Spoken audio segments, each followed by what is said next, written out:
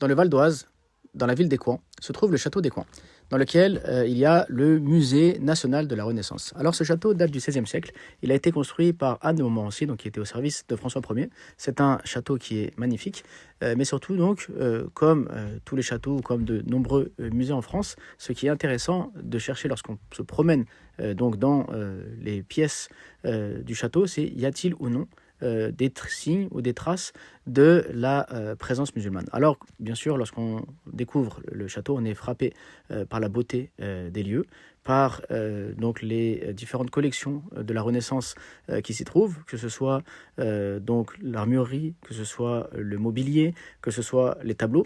Et souvent, donc, comme dans tous les musées, on passe rapidement devant des pièces qui devraient attirer notre attention, puisque on l'a déjà vu dans d'autres musées et dans les rues de Paris. Souvent, il y a des témoignages de la présence musulmane ou des liens entre la France et l'islam. Alors, pour voir si cette théorie est valable, regardons donc lors de notre promenade dans ce château si on va trouver donc des signes de la présence musulmane ou des liens entre la France et l'islam. Et c'est là qu'on va donc arriver dans une salle qui expose donc la porcelaine.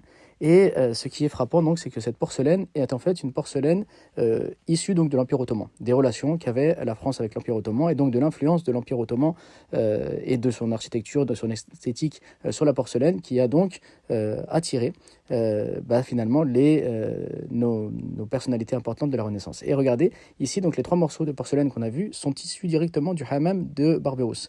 Donc Khaireddin Barberousse avait un hammam et donc des carreaux de cette de porcelaine du hammam de Barberousse sont exposés dans ce musée de la Renaissance. Donc encore une fois, on voit donc les signes de la présence ou des relations entre la France et l'islam avec donc la porcelaine ottomane et les carreaux ayant appartenu à Barberousse qui sont donc conservés ici.